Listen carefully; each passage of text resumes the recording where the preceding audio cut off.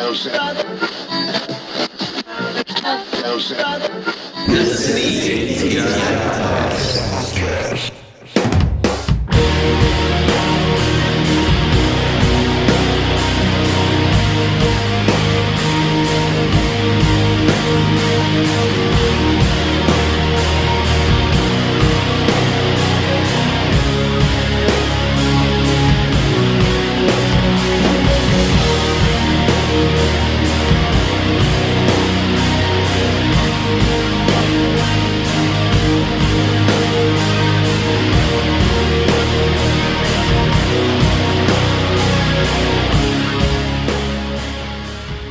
Hello, everybody, and welcome back to the ATI Podcast. We are on episode 19 of the second season. Josh here. Hard to believe, isn't it? I know, it's really hard to believe.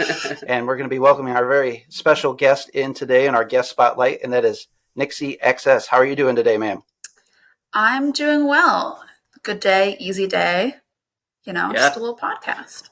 Yeah, absolutely. Just a general conversation, no pressure whatsoever. Yeah. Anytime I can be on camera. There you go. There you go. Absolutely. And speaking of being on camera, we're going to get into some of that today, of course. The name, the moniker, Nixi XS, and where you came up with that, I think that would probably imply a little excessive lifestyle maybe or something to that. Just a little bit, nothing too over the top, just very over the top. Yeah. There you go. Hey, all or nothing. More is better. More is always better. Absolutely. So, Nixi, I want to kind of start the conversation today with kind of how we became aware of your talents. And that specifically is through the Forge Wrestling Academy in St. Louis. We've had some prior guests on our show, Moses the Deliverer in particular, and we helped sponsor an event that some of the talent was on, and also talent that frequents Glory Pro, just as you do, that promotion too. And that was the Grandel event last fall that we had the honor of being a part of. And so kind of what drew at least me right away to you was kind of your look and presentation, kind of the excess that we talked about in the open already. I thought you had an interesting look and vibe about yourself, and I really do feel like that you're going to be attracting attention as you bounce around from promotion to promotion. So reason for the entry to start. Well, thank you. Appearance is everything. Hey, it's a huge part of it. Yeah, and it's what makes it fun. Definitely. That's what drew me to professional wrestling. Absolutely, big personalities, especially some of the best wrestlers that are out there, of course, and the people that anyone would consider on their Mount Rushmores, are typically those with the big personalities. Oh yeah. Yes. Yeah. You can't be afraid to wear glitter and spandex. Yeah, for sure. Part of it. Yeah. Yes, absolutely. So, where did you kind of start your interest in professional wrestling? I would assume fandom is where you started, and then that escalated beyond that. But let's talk about those early years. Kind of, what was your interest? What drew you to professional wrestling? Yeah, so when I was a kid, my stepdad and my brother watched pro wrestling. Raw was on every Monday night. Yeah, and I was always like, I'm a girl. I don't like wrestling. Wrestling is lame. But I'd be like sitting in the corner watching it. Yeah. I just didn't want to say how much I liked it. Sure. And then as I got older, I was like, okay, some of the matches are good. I'll admit that some of it's good. And then the seed just got planted. And then I was seeking it out and still pretending that I didn't like it. And then eventually I was like, okay, I'm a full-on wrestling fan now. Yeah. It kind of just consumed me very slowly over the course of like 7 years. Yeah. I gotcha. Well, what time frame would you say that is in wrestling, like years wise, like early 2010s, late 2000s? Yeah, I think 2009 was probably the first year that I was like watching enough to like remember full storylines. Sure. I remember like the Shawn Michaels Undertaker storyline just like completely blew my mind. Oh, and I think that's like when I fell in love. Yeah. I was like, okay, this is fucking awesome. Yeah, those two WrestleMania matches that they had that ultimately led to Shawn's retirement were some of the best storytelling that wrestling has ever served up, in my opinion. And that's one of the times, that you can say WWE did it right and does it right for sure, is kind of that big presentation and that big story and all the history tied to those two and their rivalries over the decades. Right. Yeah. two of the bigger names Yeah. ever to do it too. Oh yeah, and definitely two of the names that stick to me in my childhood for sure. Yeah, for sure. And 2009 range, that's about the time my boy CM Punk started popping up in the WWE and Yeah. get a little recognition too. So that's that's a pretty good time too. I was You a know? big Punk fan because I was like, Yeah. that's edgy, that's cool. Yeah. Fight the system. Absolutely. Yeah. Yeah. Absolutely. What were some of the other talents that kind of drew you in early in your fandom? Randy Orton, obviously. I'm from St. Sure. Louis. Hell yeah. Triple H breaking into Randy Orton's house was Yeah. a moment that like completely blew my mind. I was like, he broke into his house? They can do that? And I was like, I want to do Yeah. that. That's fun. Yeah. Shawn Michaels, obviously. Especially once I watched like older Shawn Michaels stuff, like we said, like the XS, the mirrors and the glitter and the hearts and Sherry Right. and like sparklers, fireworks, everything. Incredible. Yeah. Glitz and glam. Yes. Kane, Undertaker, Brothers of Destruction, Yeah. Edge. Loved Edge. Sure. Rated R superstar. Yeah. I was very like anti John Cena, like anti like It kind of became the cool it thing people. after a while. Yeah. Right. Right. Yeah. Yeah. I liked the villains. Sure. Now, Edge, was he the one that used to do the lights out bloodbath stuff?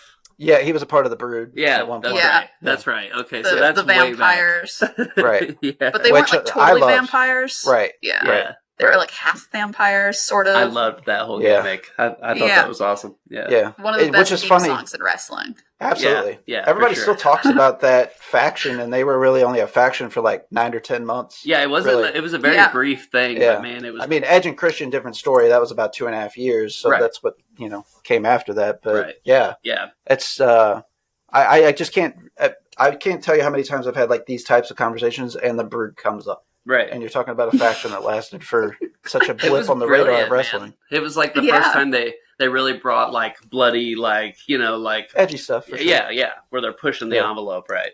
Yeah, it was Yeah, kind of I that. mean- Go ahead, Nick. See, I didn't mean to cut you off.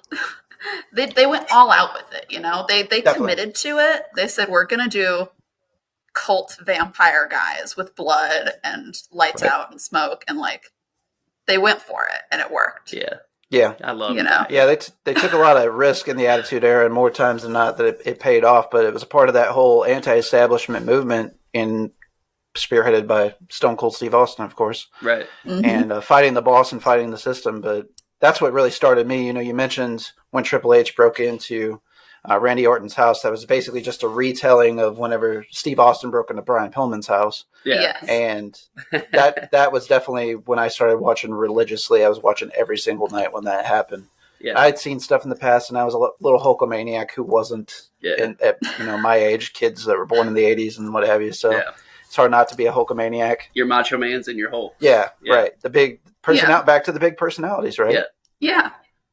Yeah, definitely. I think that's what kind of draws everybody initially, without question. Was there a particular match or feud that you would say that was like, okay, I'm not ashamed to say that I'm a fan now, and I might even want to pursue this in the future? I think the first time that I would like tell other people about wrestling and be like, you need to watch this, was in like 2018 when Becky and Charlotte were having their feud.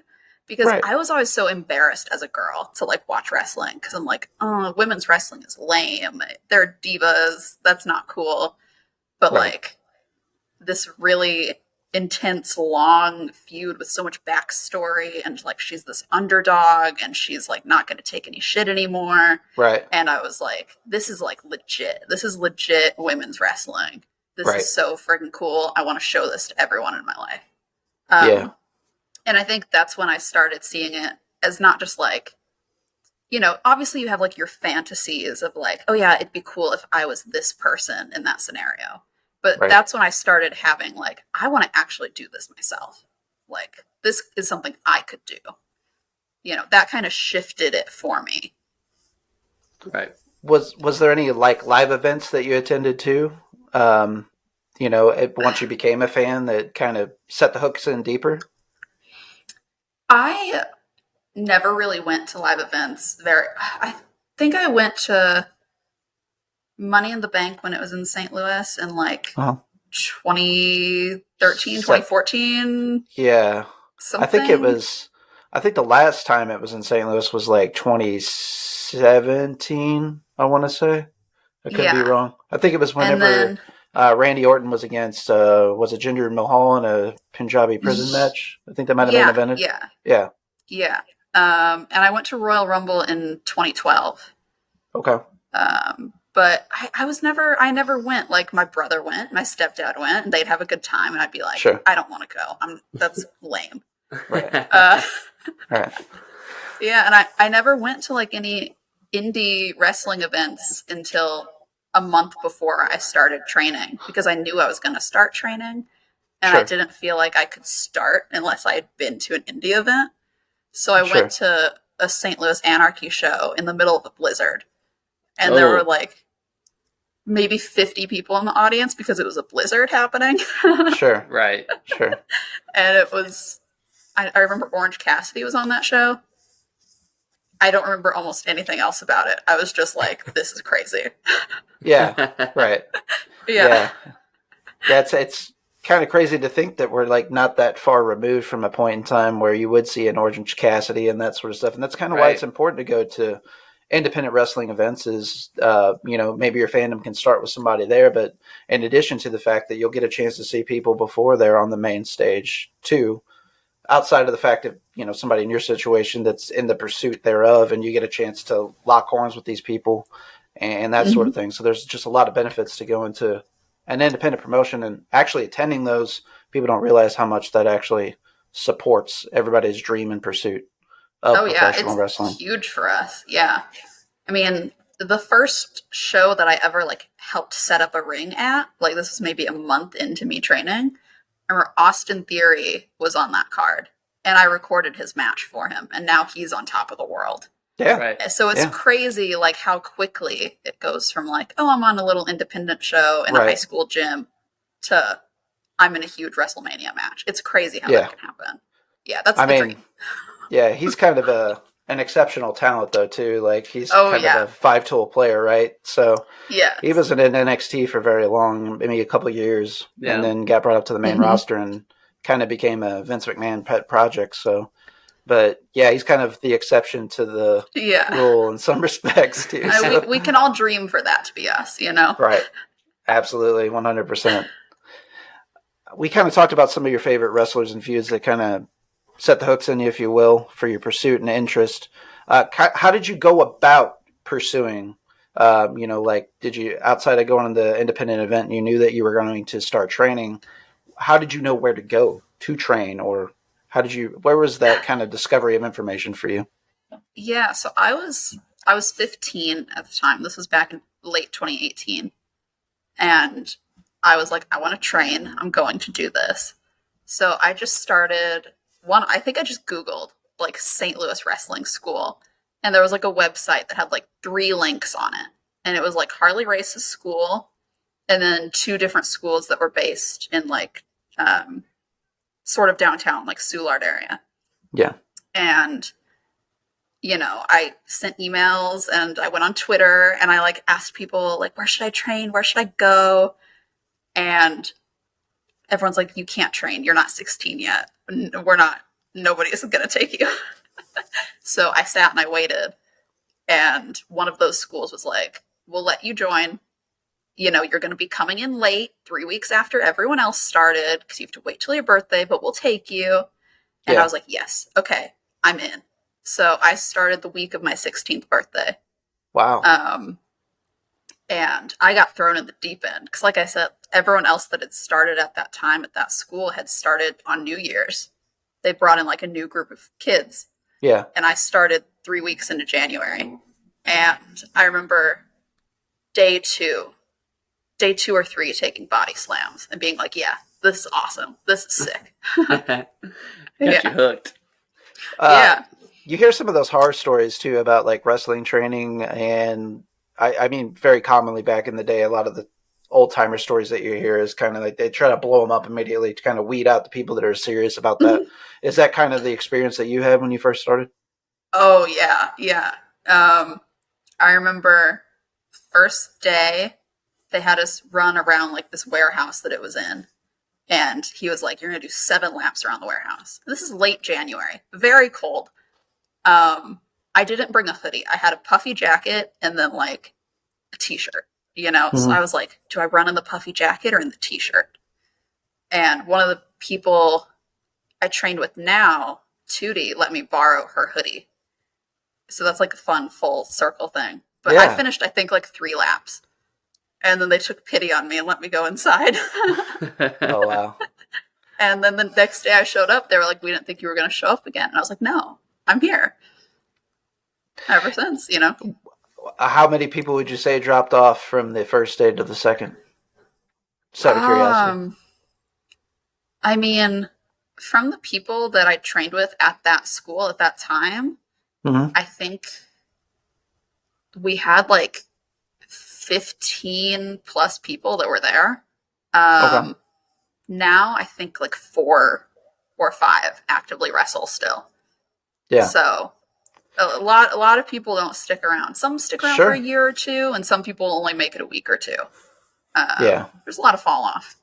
Yeah. Yeah, I mean, it's a difficult trade to pursue, you know, in many senses, just out of just the physical demands or psychological demands that people don't take into account. And people bite off more than they can chew. Yeah. And they don't realize what's involved with it. Kind of more the logistical stuff, too, is time management. You know, if you want to pursue this, you got to hold down a day job and then, you know, kind of do the weekend warrior thing in a lot of cases. And often that, you know, translate into you driving hundreds of miles for a show that you might be getting a hot dog and a handshake for or something of that ilk, you know? Yeah. Yeah. I mean, the schedule is really like, at least for me, even still, it's go to work, come home for like enough time to like get changed, eat, you know, put my bag together, go to training, work out, do in-ring stuff, there until like 10:30, sometimes later, come home, go to bed, go back to work. And then on the weekends, you know, ideally I'm doing something every day of the weekend. So it's very busy, and there's definitely like a mental, psychological aspect that I think a lot of people aren't prepared for. I know I wasn't prepared for it when I started. I had no idea how intensive it was going to be. I kind of just went in blind. But you know, you learn and you make it through it, and once you're in it, I think it's very hard to leave. Once you're like in it, because there's nothing else like it. You just have to like get over those hurdles. Sure. Yeah, I mean, it's just like if you try for the track team, you know, first season, or the football team, you know, I equate it mostly to, you know, athletics in general, because there is an athletic element of it.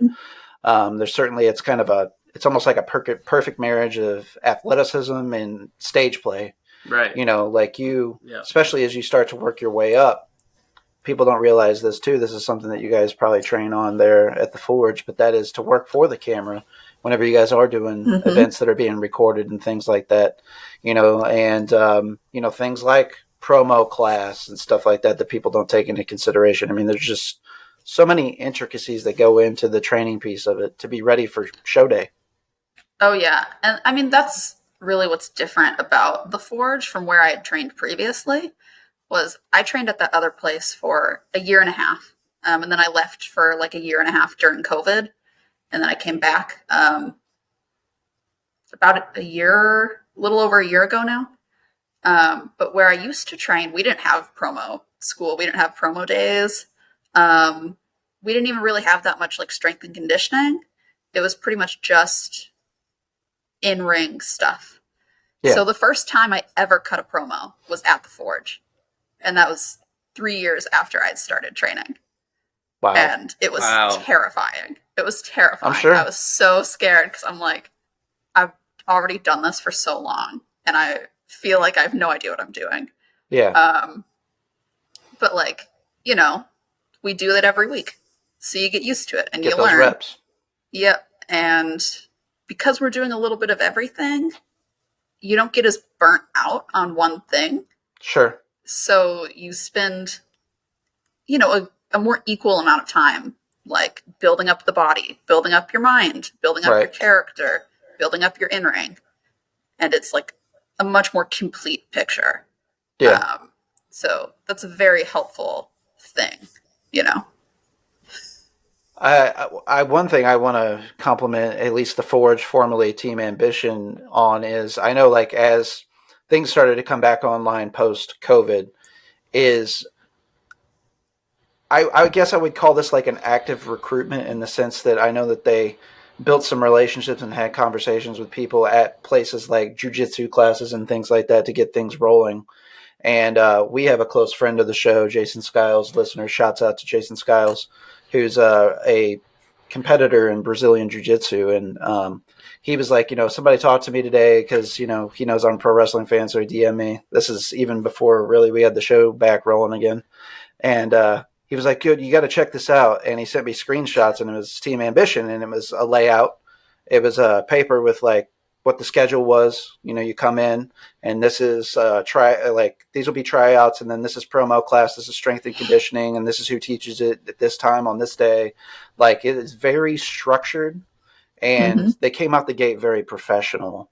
Right. And I think that A, obviously attracts people to start with, but B, everybody's getting the best bang for the buck. They're getting their best bang at the end of the day, it's kind of a business, right? And secondly, the students. I mean, it's literally ran professionally like a wrestling school should be.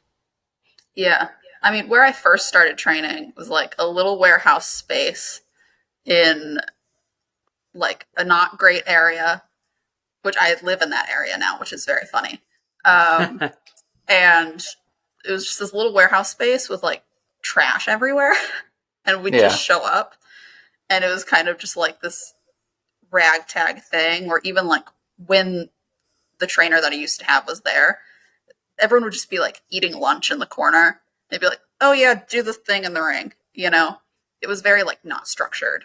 That's not good. So I remember the first time I came into the Forge dojo, walking in and being like, they have workout equipment. Oh my God. They have punching bags. They have like an actual space that's dedicated to this, where like the time is solely dedicated to this. And I was mind blown, and it's fantastic. Sure. I mean, cause we can use our dojo like anytime. We can go up there and we can use the equipment, and we can use the ring and get reps on things. That's awesome. So it's like an actual school, Yeah. We had the luxury, too, whenever we interviewed Moses. He was actually live from new class recruitment tryouts, and we got to see some activity up and down the steps in the background and stuff. He tried to sneak away and be quiet enough, but, again, I just can't reiterate the point enough that it seems like a very professional operation. Absolutely. I mean, you'd be able to speak better on it than we can. We're only fans, so but you're behind the scenes. That I think that was the February tryout. Sounds right. Yeah. February is when we started back up. It was mid-February. Yeah. For this season. I was, I guess you'd say, lucky. I didn't have to do a tryout when I came because I knew Tootie, Tootie Lynn.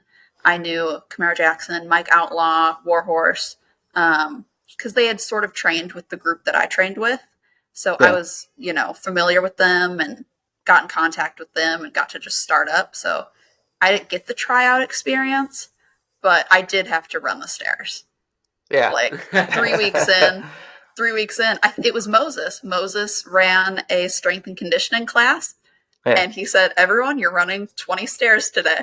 And I was like, it was brutal. It was brutal. It's like the pilgrimage for that group.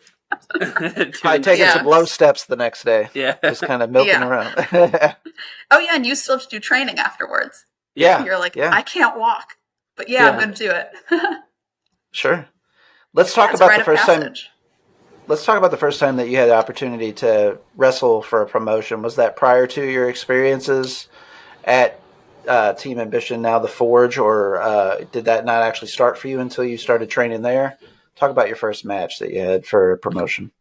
Yeah, so not officially until after I was with the Forge. I had done Okay. like run-ins or like little valet things Sure. previously, but I don't know where I trained before, even though I trained for a long time, like didn't have a huge focus on actually getting us out there. So you'd kind of just train and I then be gotcha. stuck for a long time. Yeah. So when I came back to the Forge, I was thinking like it's going to take me another year to get in the ring, because that's how it had been before. Was like it took forever to get anywhere, and like 3 weeks in, I was told, "Yeah, you're going to have a match at our next showcase," Oh, wow. and I was like, "Okay, cool." Which that didn't end up happening. I'd have an ankle surgery, it threw everything off. But in December, I got to have a match, and then since then, it's been every single weekend, which is crazy. Like how quickly, like that all came together. Yeah, definitely. I did notice kind of at least what's available on YouTube and that sort of stuff. Seems like you have gotten a lot of matches in, let's say, like the last 6 months or so, and particularly concentrated in the last few months, or at least as it's been posted, the date stamp on what's on YouTube, that is, for various promotions. But before we get there, let's talk about the gimmick. How did you develop the Nixi XS gimmick? What are the inspirations? Let's talk about that. Well, Nixie is always within me. I spent a lot of time trying to come up with a gimmick, trying to come up with a thing, trying to like put together these random ideas into like gimmicky characters. And then as I was doing that, like nothing was clicking and nothing was working. And when I get like really passionate about something, or I'm like in a mood, like the Nixiness comes out of me, and everyone's like, you just need to do that. You just need to be that. Like when you start talking about clothes and makeup and, you start gossiping about pop music and whatever, you're super funny. And like, why don't you just do that? And I was like, oh, okay. I was like, I can do that. And as soon as I started doing it, it made sense. Yeah. Sure. It's just because I legitimately, like, it's not even a gimmick. I love glitter and I love fashion and I love excess and I love high heels and like all these really girly feminine things. And I'm the type of person, I always want more of something. Like it's just how I am. So I just get to like let that out. And it's super fun. Yeah, you talk about some of the best, and again, the most magnetic personalities in wrestling over time. Kind of the famous thing where Stone Cold finally hit his stride. You always hear the stories. He was just himself turned up to 11. There's various professional wrestlers with that same story. I think I could say Ric Flair, but somebody might correct me on that, because a lot of people say, that he became the gimmick, over time. He turned into his gimmick. Yeah, right. Yeah. Kind of notoriously and infamously, but yeah. But Ric Flair's a guy, though, that kind of lives and breathes the excess gimmick, too, and probably few better to look at and his work over time, especially in the 80s, for sure, whether it's bell to bell or it's promo work or kind of just the presentation and the whole gimmick, Yeah. Yeah, I definitely find a lot of inspiration points in like 80s, early 90s wrestling, because there were more people that weren't afraid to be flashy and excessive and over the top. Now there's like, not as much recently, but like in the 2000s, 2010s, there was such a focus on like trying to be normal. And it's like, pro wrestling isn't normal. Right. It's spectacle. It's over the top. It's like intense athletics and performance and character and storytelling all at once. Like, why do we have to pretend to be normal? Right. Like, if you're doing wrestling, you're not a normal person. Right. If you do this 5 nights a week, you're not a normal person, and that's dope. Sure. Absolutely. Like, just absolutely. Be your over the top self. Well, I can kind of elaborate on your point even more so, and I think you hear a lot of guys, even in the business, if you listen to professional wrestling interviews or podcasts nowadays, you hear a lot of the old timers, kind of their criticism is like everything's too safe these days as far as wrestling personalities and people. Not that I'm like encouraging people to go out and do bad things, but Right. kind of some of the negative feedback you get is like, oh, they don't do anything. They sit in the back, they play video games, shit like that. Versus back in the day, post show, the guys and gals or whatever were going out, having a good time, socializing, kind of living the nightlife thing, making a name for themselves, painting the town whatever color the day of the week it was, that sort of stuff, which that's some of the story, but I think there's something in that playing it safe thing. And often what you hear with that paired with those comments, though, is, you hear the brass ring talk where people won't reach out for the brass ring. Well, and that's kind of been made famous, that saying by Vince McMahon specifically. But, people are afraid to take chances, as you alluded to. And nowadays with the access, not excess, that people have, you have to stand out. You have to be different. You have to do things to set yourself apart. Yeah. I think a lot of people that are wrestlers or managers or whatever, came into it like being their creator wrestler, Right, playing the video yes. games, and then 100%. they create their wrestler and then they become that. And that's cool, but that's so limiting, and that's such a generic stock way to look at everything that it's like, Yes. sometimes I meet people at shows that backstage, I'm like, this is a super interesting, cool, funny person. And then I see them walk out in Doesn't translate. plain, boring gear, and they're like, let's go. And you're like, Right. there's so much there. Right. I don't want to be a creator wrestler. I want to be Nixi, because Nixi is just who I am. And it's, Sure. I get to embrace the spectacle of the things I enjoy. Right. The other point that you bring up too, kind of with that, and you would be able to speak better on it once again, because you've actually had some formal training, back to your comment about the creative wrestler. I think something that's been lost in some of today's professional wrestling too is kind of the psychology of a wrestling match. And I can tie this into you in a moment on one of your matches I wanted to commend you on that I saw actually.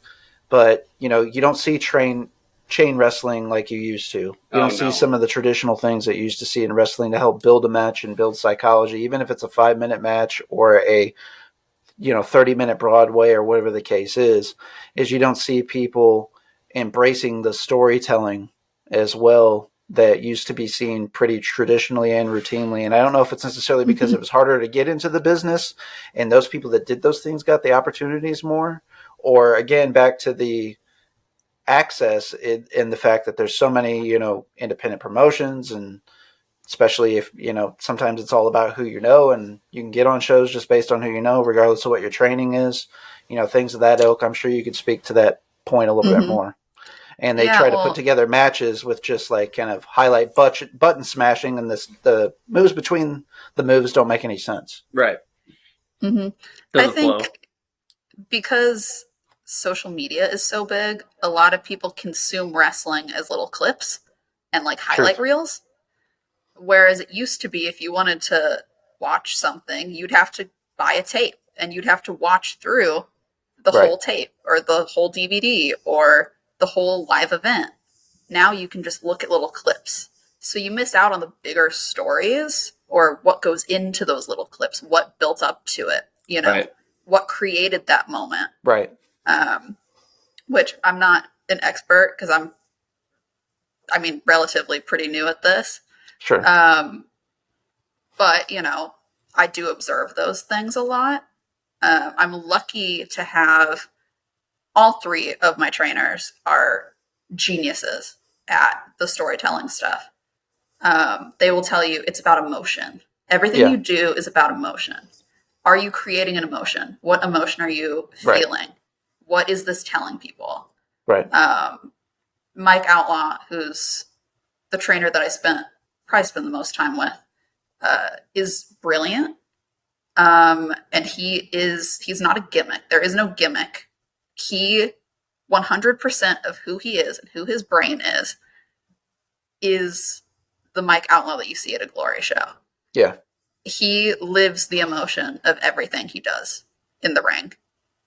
It's just instinctive.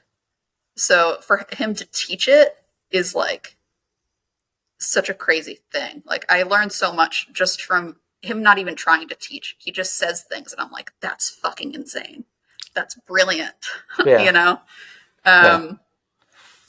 Yeah, there are different approaches.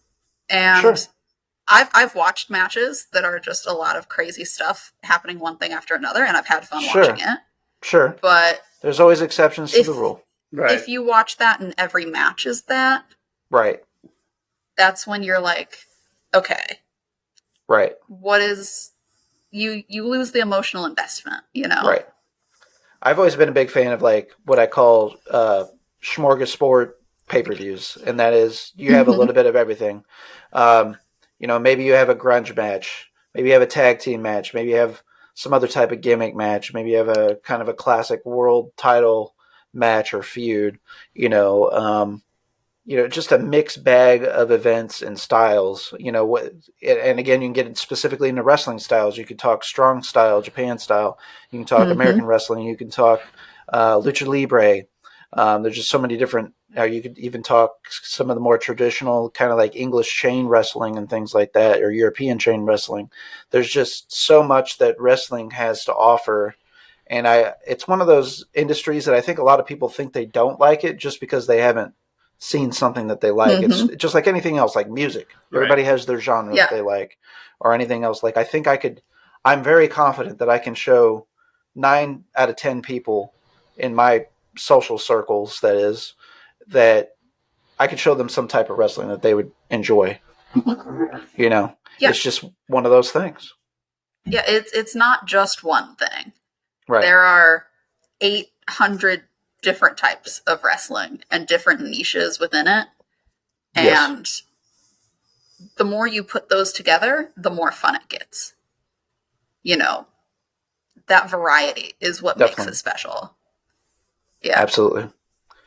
Talking about promotions and live events, I know that at least a lot of the matches that are out there for people to see on YouTube, which we're going to link up in our episode details whenever this posts on demand style, so people can see your work and get familiar with you, and hopefully set the bait for them to come see you at a live event. And that is, I saw you wrestling with Memphis Wrestling, Glory Pro, EPW, as far as some of the more major and more noticeable promotions at the top of the list. I kind of want to start talking about Memphis Wrestling, which is kind of a, rehash or refresh of the old Memphis promotion. I mean, they're using a lot of the colors and aesthetic and some of the retro layouts and that sort of stuff. How did those opportunities come for you, working with them? So Memphis, who I am taping with them every about 3 weeks now. I love working there. I came into contact with them. I went to a seminar that they were holding at their venue. And that seminar was with Gabe Sapolsky, who's a recruiter from WWE. And initially, I wasn't sure if I was going to go to that seminar. I had kind of been told, like, maybe you should go, maybe you shouldn't. It's up to you. And I decided last minute that I should go. And while I was there, I had a match there as part of the seminar. And the people from Memphis saw it. And they were like, we like you. We think you're cool. So I got in touch with them that way. And now I'm coming down there really regularly. Nice. And that's part of just like the natural networking process. I think Absolutely. People just want to like ask and think that they're going to get somewhere, which sometimes works and sometimes that happens. But like actually meeting promoters and like going different places. Yeah. And actually like engaging with them is, at least for me, which once again, I'm pretty new at this, but at least for me is how I've branched out so much. Yeah. Because just this past weekend, I reached 10 states that I've wrestled in. Wow. Which is a lot for 6 months. Yeah, absolutely. And like you said, Memphis, they've really like revived that classic Memphis wrestling. Yeah. And, people there are very, very passionate about wrestling. There's a lot of people in Memphis that really love wrestling, that remember classic Memphis wrestling. Definitely. And I like going down there because the people that run it are really passionate about bringing that back. And it's really fun. They invest a lot into their shows. So it's always a great opportunity to go down there.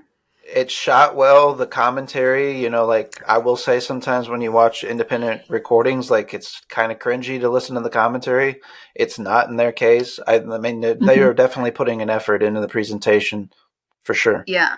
Well, and they air on local TV down there. Oh, nice. So the audience that they reach is really good.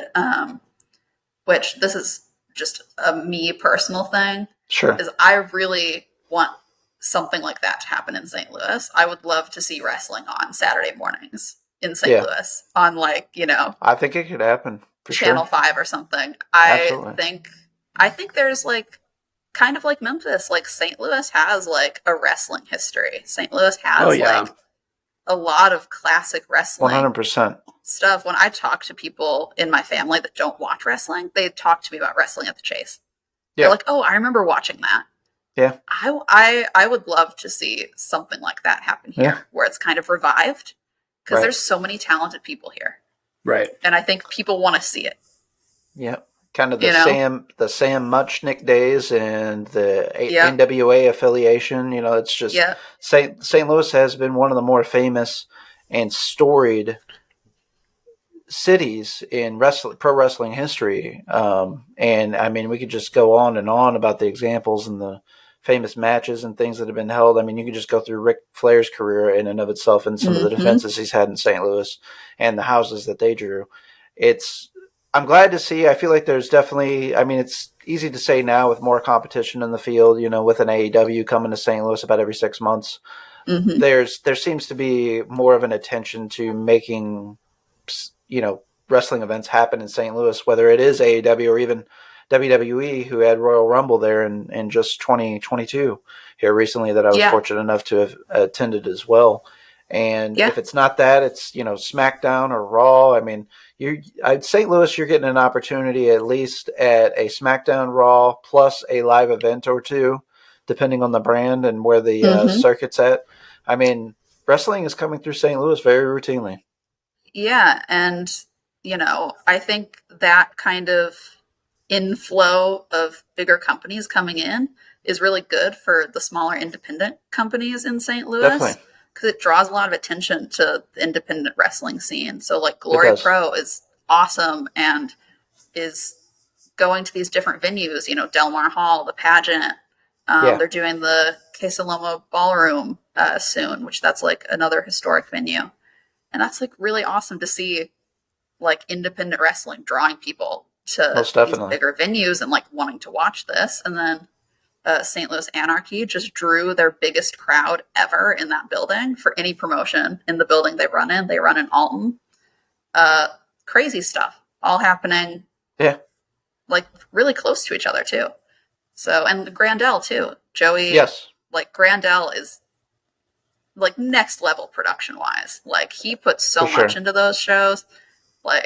I was ringside at Dusk Till Dawn, the one in October, and I was collecting jackets and props and stuff. So I was up close to the whole show, and I was watching it crouched in the corner, oh my god, this is awesome! It was incredible, and it went so smoothly and quickly. It was definitely You paid a lot of attention to detail, with the production and the entrances and the music and the theme. It was really well done. I wasn't really sure how well it was going to work in Pops, but man, they pulled it off. So 100%. Yeah, that's a fun venue to run. I want to see more wrestling shows happen there. Yeah.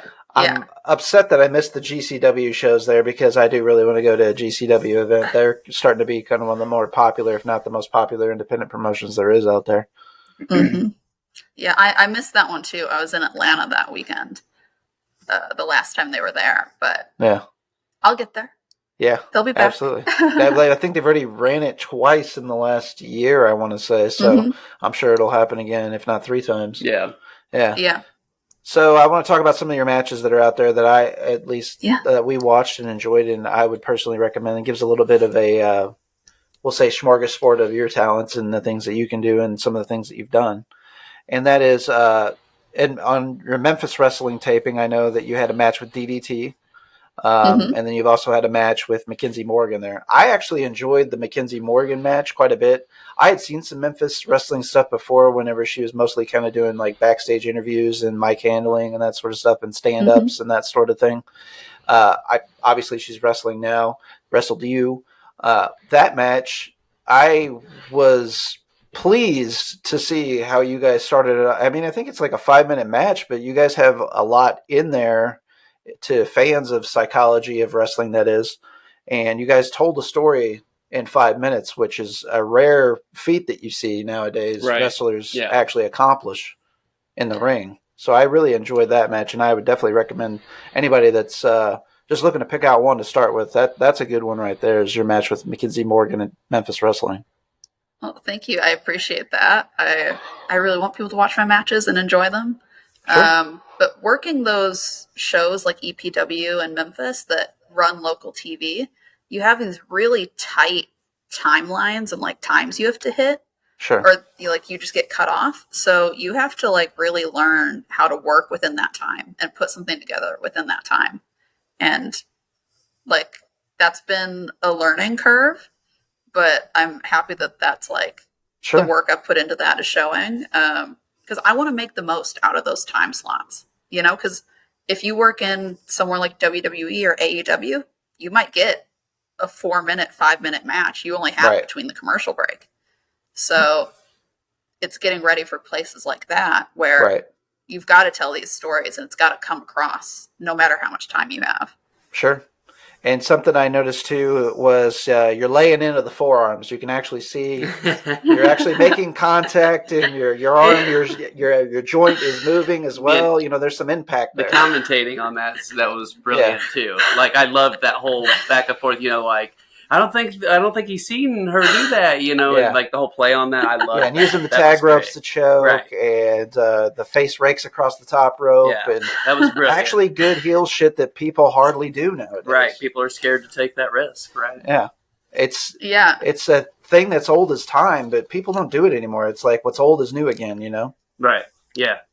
The shit that we that we loved when we were kids is coming back. It's like a revival. I love that stuff. For sure. Yeah. I think some of that is just because I train with mostly guys. Right. You have to lay it in. You can't half do anything. Right. You're one of only like 2 or 3 girls that are there and you're all small. Like you have to just take it there. You can't half do anything. Sure. But it shows, and it's a good thing. And I've gotten compliments. I've gotten complaints. Depends on where you wrestle. There are different like cultures in wrestling with like what's expected with that stuff. Right. So that's like something to navigate too, is like always knowing how to do your heel stuff and always knowing how to get that emotional reaction. Right. No matter if they expect you to like do your stuff or if they want you to just make it look pretty. You still have to get the same thing across. Right. Yeah. Absolutely. Yeah, and I would imagine that's got to be one of the more difficult things about wrestling in general, and that is trying to navigate those waters. And a lot, like sometimes there's expectations that you're not even aware of that you have to deliver on too with people, whether it's people that you're in the ring with, it's people running the show backstage, people producing you, people that are running the cams or whatever the case is. In like, we'll say a Memphis wrestling scenario, like that has to be difficult. Yeah. It's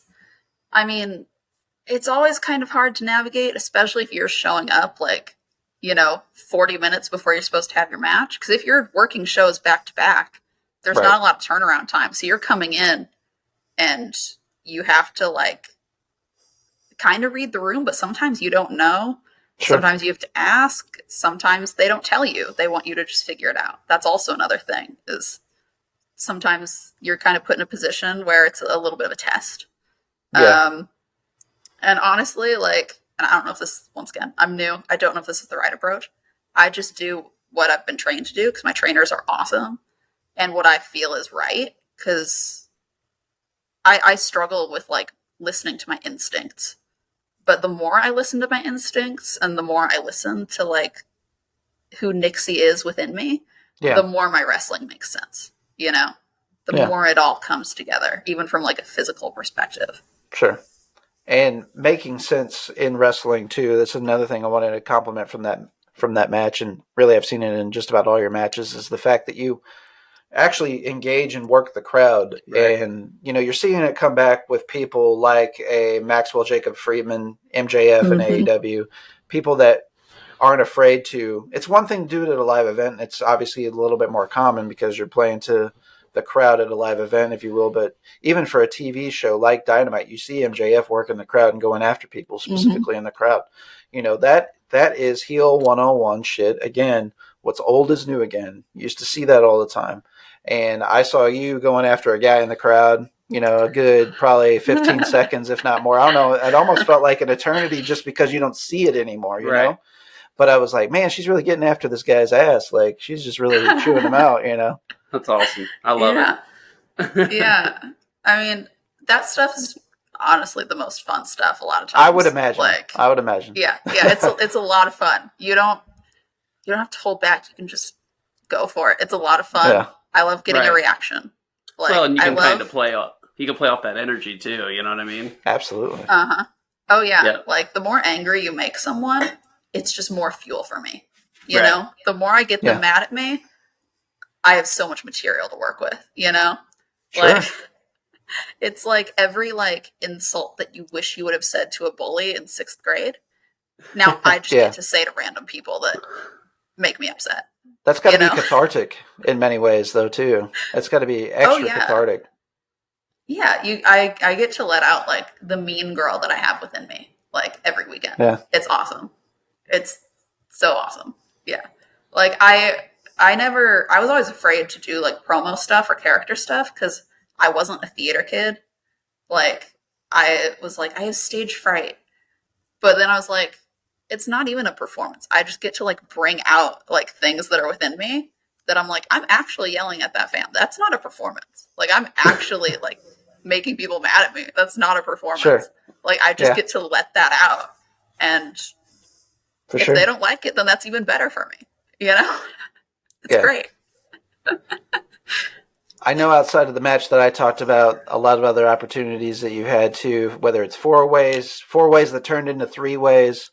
One opportunity I wanted to lean into that we haven't even grazed the surface of right now is the fact that I know that you've been doing some managing as well for the O'Neill brothers. Is that right? Yes. Those are my boys. So is that something that more recently came online for you, or was that something that you always wanted to pursue in junction with being an actual wrestler too, is the managing piece? Well, I've always wanted to be a manager. I've always wanted to be a valet. I love Sensational Sherry. She's my favorite figure in wrestling. She's awesome. Just everything. Everything she did was just exactly what it needed to be. That's so rare in any type of performer. Definitely. And even Paul Heyman is another one that I just love watching. The best. Or even Divas era stuff. Stacy Keibler was a great manager. Yeah. I love how much a manager, a valet. I like the term valet. Some people don't like the term valet. I think it's a fun term. They're 2 different things. Yeah, and it works in different scenarios. Sometimes I'm more of a valet. Sometimes I'm more of a manager.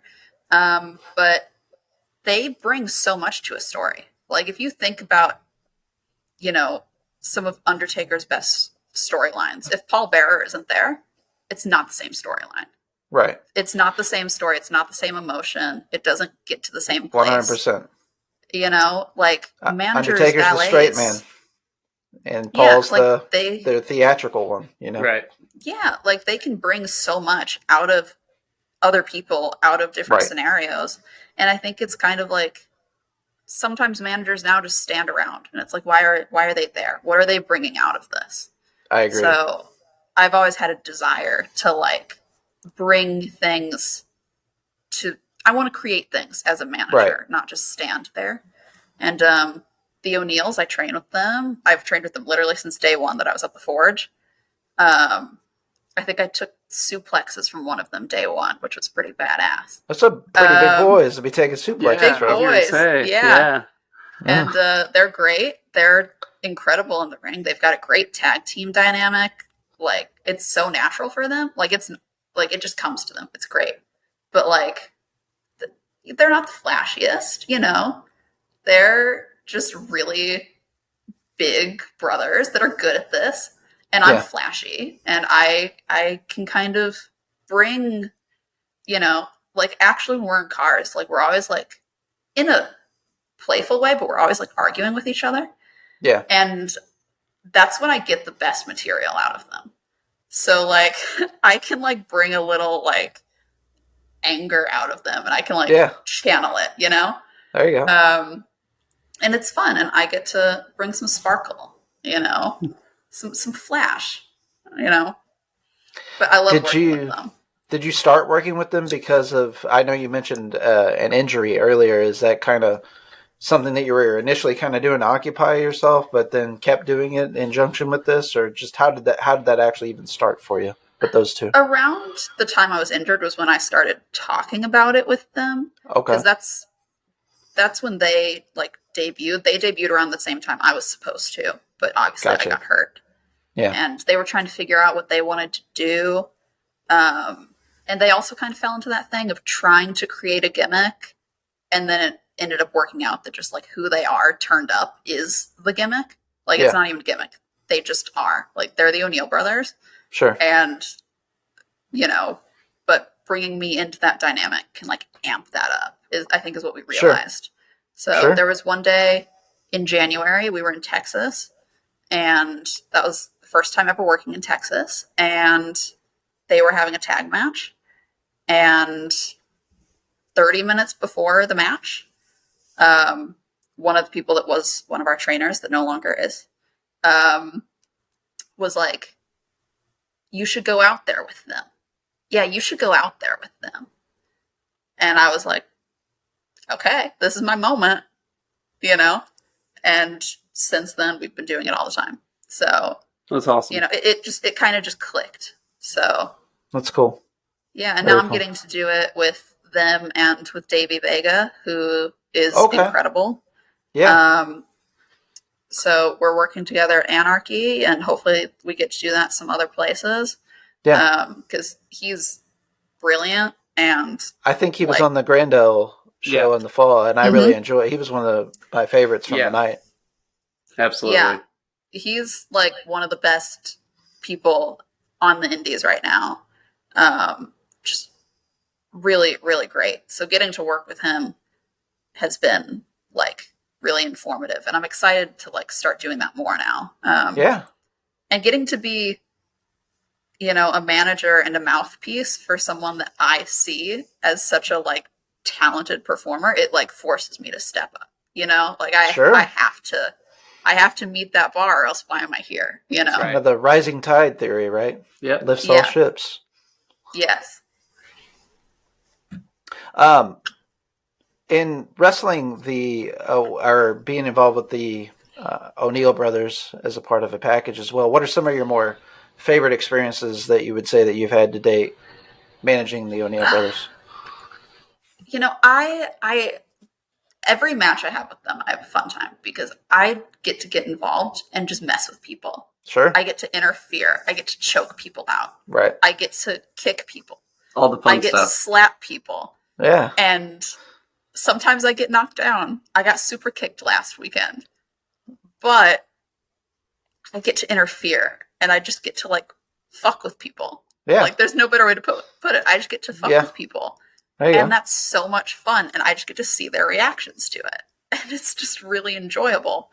And the best part is when I'm out there with the O'Neills, and I'm, like, fucking with their opponents, and I see one of them look over, and they're like, yeah, tight. Yeah. You know? That's the validation, right? Right. It's the validation of your peers. You could just be a look across the ring. Yeah. Yeah. I get to just, like, bring out that energy and just take it out on people. Any frustration I have comes out. Also, in working with the O'Neill brothers as well, something I noticed, those boys, they got to be what? I mean, I haven't seen them in person, but they got to be like 6'3"-ish. Do you know how tall they are? They're pretty big old guys, right? 6'3" and 6'4". Yeah. I thought there's about an inch difference between them. Yeah. Yep. And it seems like, I mean, I know it's kind of like big fish, little bowl theory sometimes, but it seems like you're you've got good size for a lot of the competition that you come up against. It seems like. Yeah, I'm like 5'7", so definitely above average for a girl. Definitely. Which when I started valeting with the O'Neills, they were like really worried about me wearing high heels because they're like, if you wear high heels, we won't look as tall. And I'm like, even me in high heels is still a lot shorter than you guys. You don't have to worry. For sure. Like, you guys are 6'3", 6'4". Yeah. Even with like a 3-4 inch heel, it doesn't make a difference. You still look tall. Don't worry.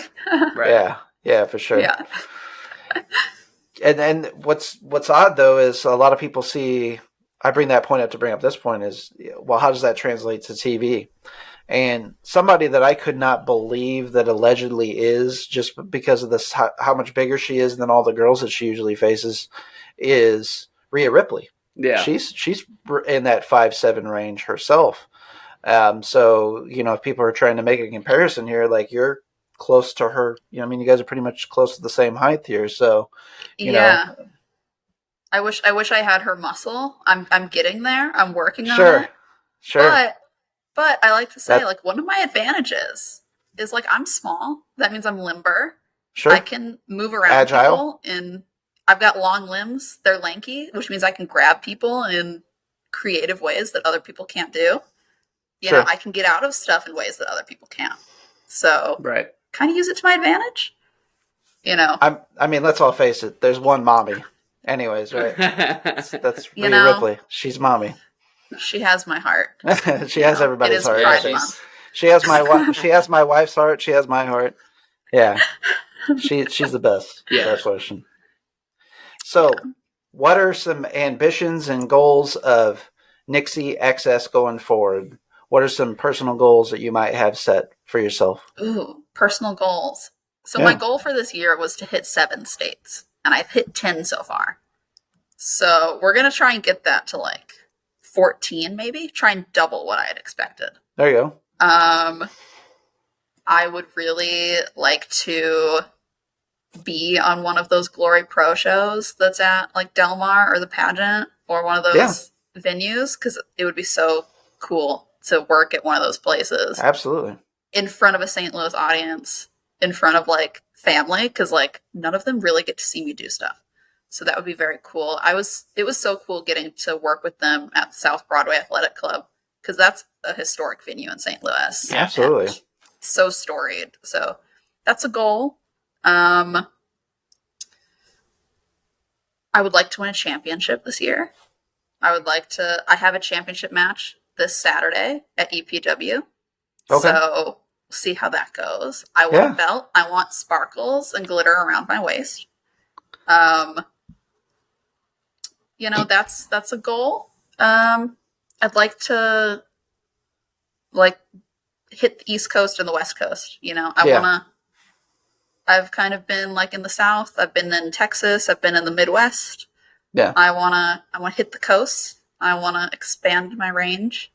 Because everywhere I go, I seem to like find the next place to go. Sure. So I wanted to keep spidering out.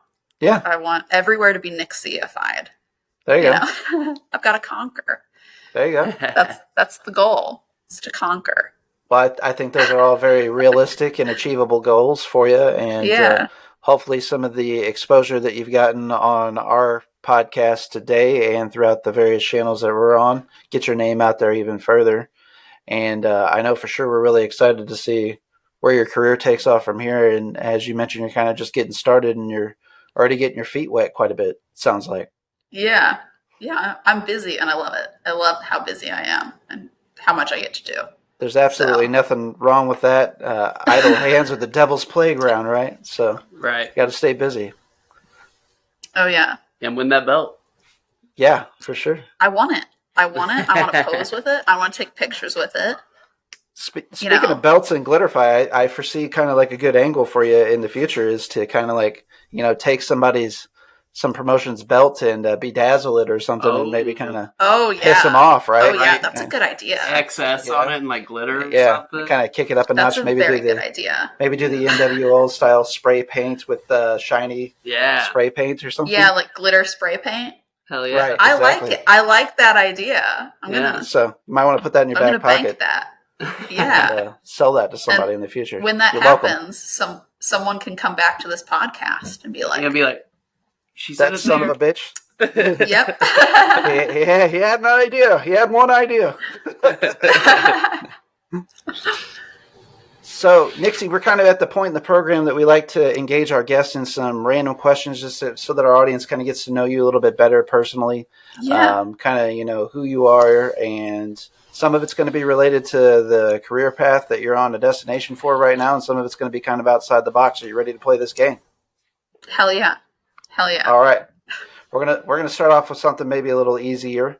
What would you consider to be your Mount Rushmore of female professional wrestlers? So let's do 4. China, Trish Stratus. Oh yeah, hell yeah. Mae Young. You can't leave her out. Sure.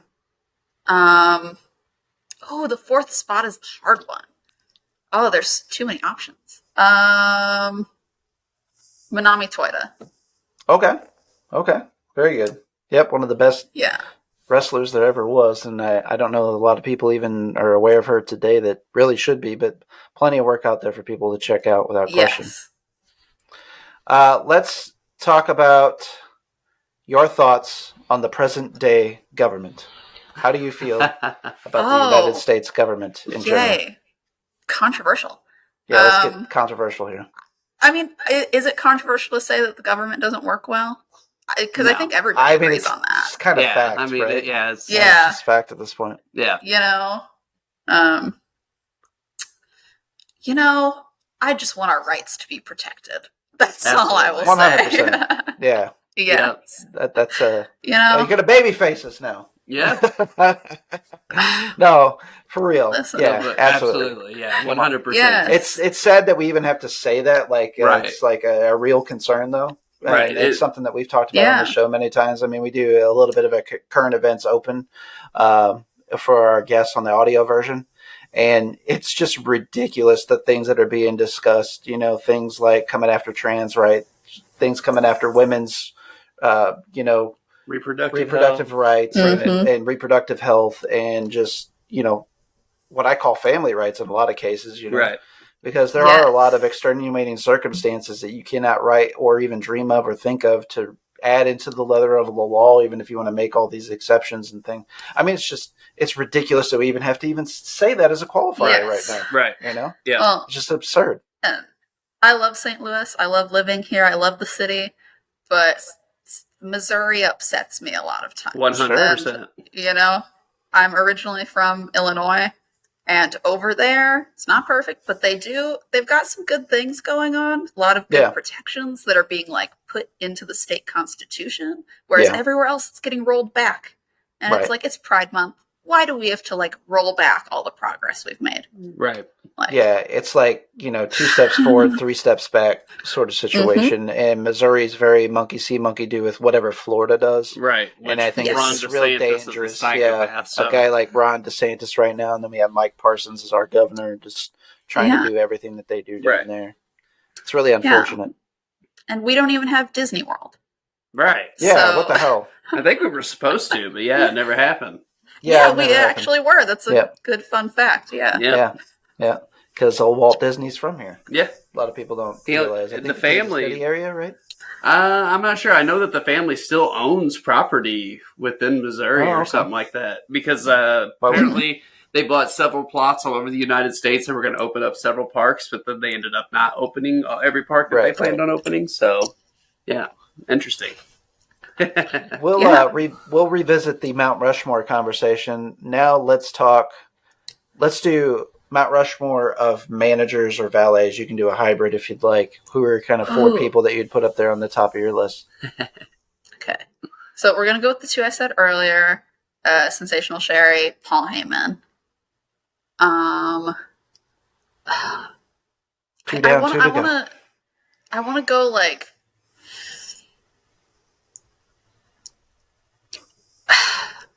ooh, there's so many options. There's so many options. And there are different reasons why I like different managers and valets. Like Miss Elizabeth might be the best valet.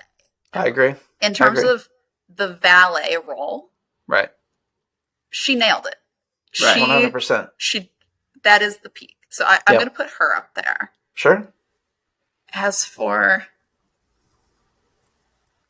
this isn't technically a manager or valet, but someone that probably peaked the manager role without intending to is Vince McMahon as a character.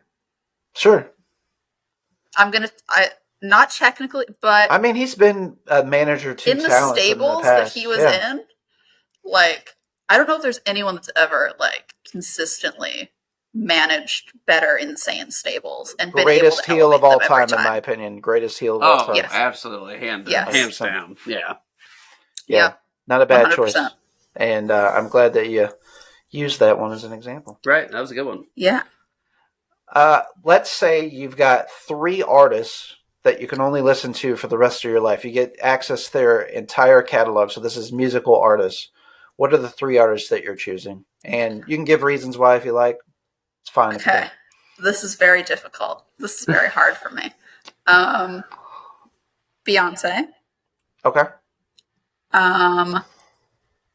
Like Renaissance. It's all I've been listening to for like an entire year now. And I'm not tired of it. So, and that's just one of her albums. Sure. I'm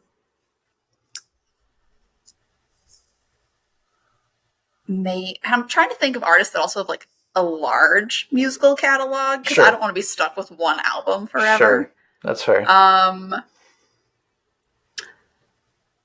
Let's go with Lady Gaga, a big inspiration for me. Okay. And a person that I don't agree with as a person or politically, but musically, Kanye West.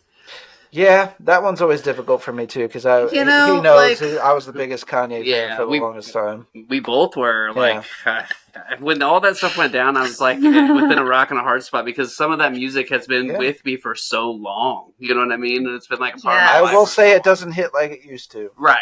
For me, personally. It's always a little uncomfortable because I'm like, this is a song that like got me through a lot during hard times in my life, and now I'm listening to it and I'm like,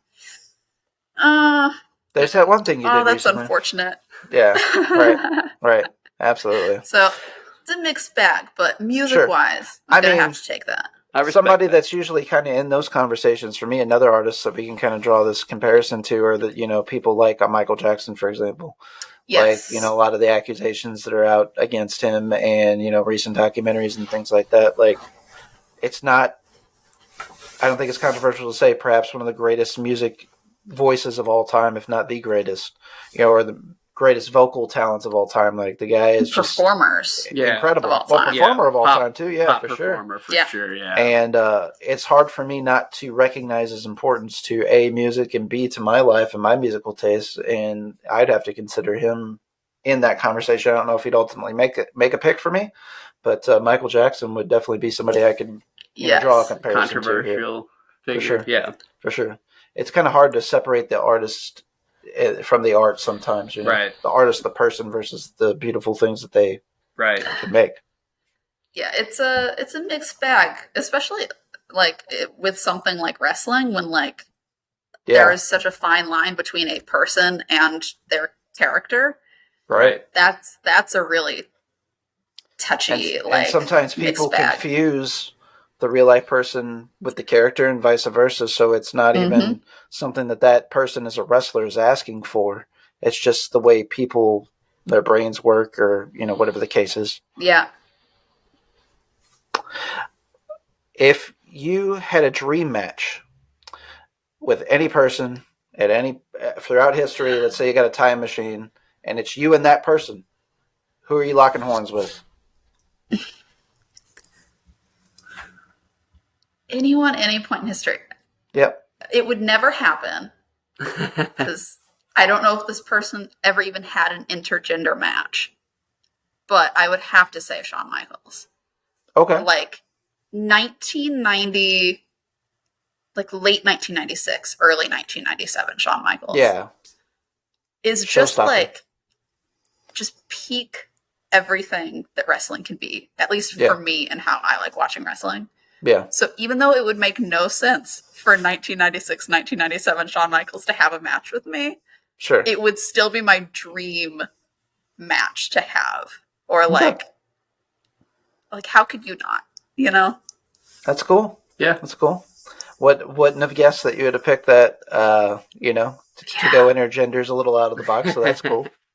Well, I train with guys all the time. Sure. And sometimes I get upset that I don't get to have like actual public matches with them because I'm like, it would be so much fun. It would be so much fun. And I'm sure that there's some way that it can be done and done tastefully, but also at the same time, just with a lot of the unfortunate stigmas that have come with wrestling, some of the poor taste that's been in storytelling, to be honest with you, at times in years past, I think it's just everybody's not wanting to touch that with a 10-foot pole right now. Yeah. You know? Which Glory Pro has done a really good job with doing some intergender stuff that has like real storyline that makes it make sense instead of just being like gratuitous, like violence against women. Where like if I watch intergender wrestling on the independent scene, they really nail it. So there is hope for me. Hopefully I get to do that. Yeah. Well, Nixi, you've been so kind with your time today, and we really appreciate you joining the show. Yes. Let's let people know about some upcoming events that you have coming up. I know you mentioned you have an event Saturday. What else do you have in the pipeline? Yeah, so I'm at UPW in Mississippi on Saturday. Next weekend, I am in West Virginia, Missouri, and Memphis. Okay. 3 days in a row. That's going to be fun. I'm going to be back in Texas soon. A couple of different places that I'm talking with. I'm going to maybe do like 2 weeks down there. Okay. It's a really great scene to work in, so I'm really excited about that. Cool. I don't know. I'm really wanting to... I'm going to be at St. Louis Anarchy when they run in September. But I really want to like do more in the St. Louis area because I've been traveling so much. That like I want to... This is my home base. I want to have more matches that I get to do here. So that's another goal too. Yeah. It's like... Well, it's good that you're traveling because you're not oversaturating yourself in St. Louis. It is your home base. You want to be able to capitalize on the future in the event, travel issues or whatever might, unforeseen issues that might develop themselves in the future for you. Right. One place I would recommend reaching out to if you haven't or had an opportunity to work with is CCW. That's Cape Championship Wrestling. They do pretty decent shows down in Cape, and it's not too far of a drive. And they usually get, some good historic talent there. It's not unusual to see the Hardys or one of the Hardys or Hardy brothers. They've had just all kinds of like former WWE people or ECW people. Rob Van Dam's been there. I mean, just so many talents that you can name go through Cape Championship Wrestling, and they are a really good company that I've heard from everybody to work with behind the scenes. Yeah, I've gotten to wrestle there 3 times now. Three times now. Awesome. And I also valet down there a lot, which is really nice. They're really fun. Jason Wells, who runs down there, super nice. Great like promoter to work with, which is always nice. But I think I'm gonna be gone like the next 2 months there. And then hopefully I'll be back. But very cool. We'll see. Yeah. Well, with all that being mentioned, where's the best place for people to follow you and stay up to date with what bookings you have? Well, Instagram is the best place because that's the place that I use the most and I like the most. The same here for us. Twitter, Facebook. I'm trying to get into TikTok. I've like really tried to not use TikTok because I think it's bad for me as a person. Like it's too much content. It's I feel like it's bad for my brain. But as like a wrestler, like there's a lot of potential there and a lot of things that like I can do there. So I'm trying to get there. Hopefully that happens soon. For now, Instagram, Twitter. I use Facebook even though I don't enjoy it, but Sure. It's kind of a necessary evil day right now. Yeah, for sure. Yeah.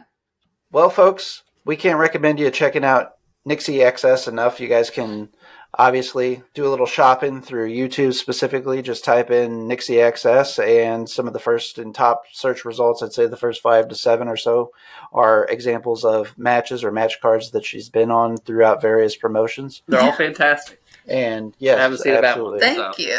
Thank you. Kind of that smorgasbord that we mentioned earlier. She's kind of doing a little bit of everything, whether it's managing one-on-one matches, 3-ways, 4-ways, you name it, she's doing it. Yep. Yeah. All over the place, doing new things every time. So it's good.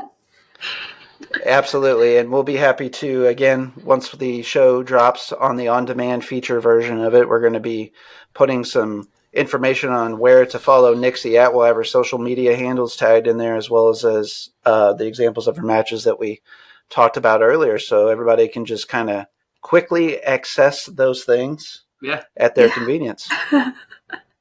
Yeah. Did you like that pun? Access excess. There you go. Yeah. Hey, this is Josh from ATI Podcast. For show updates and news about the podcast, follow us on social media.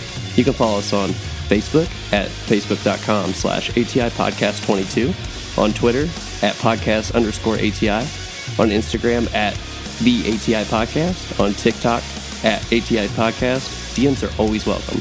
Have a question for the show? You can always email us at atipodcastquestions@gmail.com. Stay safe out there.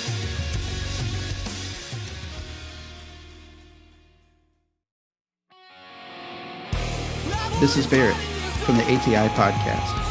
Each week, Josh and I discuss current events, pop culture, music, TV, movies, politics, sports. Nothing is out of bounds. You can also tune in to learn about rising artists, small businesses.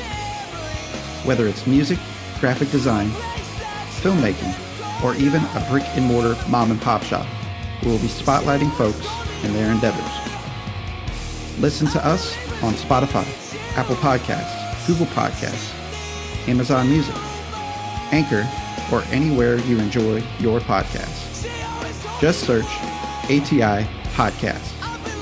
We would like to thank you for your continued support, and as always, please stay safe out there.